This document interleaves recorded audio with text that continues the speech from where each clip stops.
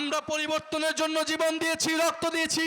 এক দলকে ক্ষমতা থেকে সরিয়ে আরেক দলের লুটপাটের জন্য বাংলাদেশের ছাত্র জনতা রক্ত দেয় নাই। ফলে আপনারা ভয় পাবেন না।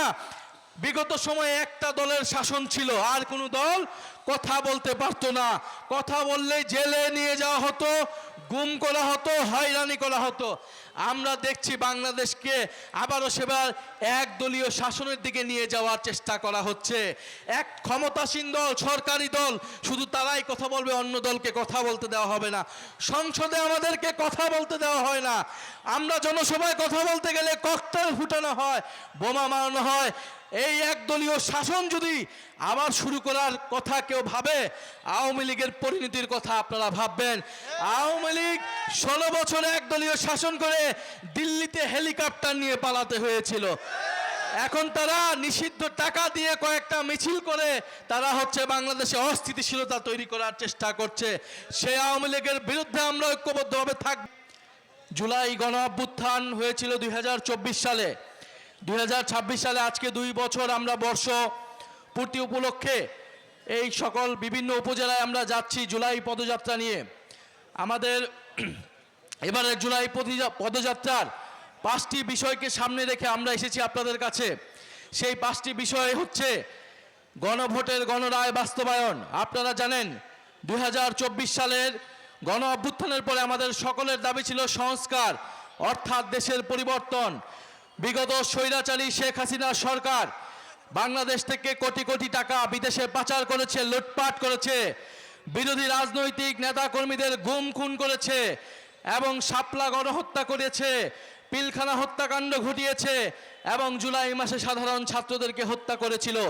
সেটার বিচার আমরা চেয়েছিলাম। আমরা এমন একটা দেশ এবং সরকার চেয়েছিলাম যাতে বাংলাদেশে কথা বলার অধিকার থাকে, মত প্রকাশের অধিকার থাকে।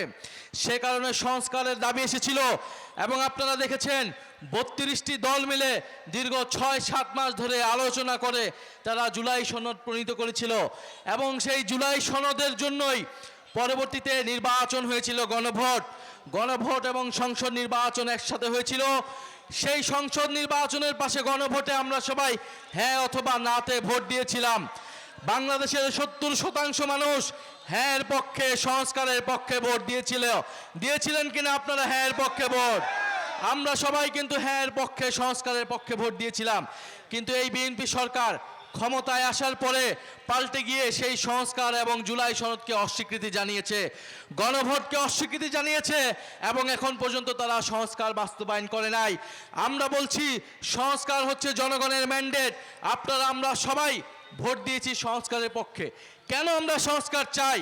আমরা সংস্কার চাই যাতে পুলিশ সংস্কার হয়, পুলিশ কোনো দলীয় পুলিশ না হয়, প্রশাসন কোনো দলীয় পুলিশ প্রশাসন না হয়। আপনারা আদালতে গেলে যাতে ন্যায় বিচার পান। যদি জুলাই সনদ বাস্তবায়ন না হয় তাহলে চাঁদাবাজি, দুর্নীতি কোনো কিছুই বন্ধ হবে না, মাদক কারবারি বন্ধ হবে না, কারণ পুলিশ দলীয় পুলিশে পরিণত হবে, এদের কাউকে গ্রেফতার করতে পারবে না। আমরা দ্বিতীয় বিষয় বলেছি যে কর্মসংস্থান বৃদ্ধি করতে হবে। জুলাই অভ্যুত্থানে তরুণরা, ছাত্ররা নেমে এসেছিল চাকরির দাবিতে, কর্মসংস্থানের দাবিতে। আপনাদের প্রত্যেকের ঘরেই কিন্তু তরুণরা রয়েছে, তরুণীরা রয়েছে, তাদের চাকরি দরকার, কর্মসংস্থান দরকার। এই বিএনপি সরকার ক্ষমতায় আসার আগে বলেছিল 1.5 বছরে 18 মাসে তারা 1 কোটি কর্মসংস্থান তৈরি করবে। কয় কোটি? 1 কোটি কর্মসংস্থান। 4 মাস গিয়েছে, কয়টা কর্মসংস্থান তৈরি হয়েছে? একটাও কর্মসংস্থান তৈরি হয় নাই। যেই বাজেট দিয়েছে সেই বাজেটে কোনো কর্মসংস্থানের রূপরেখা পর্যন্ত নাই। এরপরে আমরা বলেছি বিদ্যুৎ বিভ্রাট, বিদ্যুৎ সংকট নিরসন করতে হবে। শেখ হাসিনা সরকার কোটি কোটি টাকা লুটপাট করেছে বিদ্যুতের নামে, দুর্নীতি করে। এবং আপনারা জানেন যে সারা দেশে এখন লোডশেডিং হচ্ছে, 7 ঘন্টা 8 ঘন্টা করে লোডশেডিং হচ্ছে, কারেন্ট থাকতেছে না। সখীপুরে কি কারেন্ট থাকে?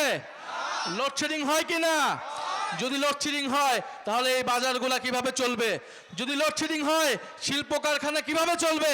যদি লোডশেডিং হয় তাহলে কৃষিতে সেচ ব্যবস্থা কিভাবে হবে?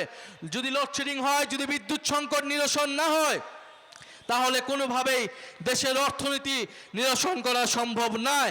ফলে আমরা দাবি জানাচ্ছি দ্রুত সময়ের মধ্যেই বিদ্যুৎ সংকট নিরসন করতে হবে, অবৈধ চুক্তি বাতিল করতে হবে এবং দুর্নীতি লুটপাট বন্ধ করতে হবে।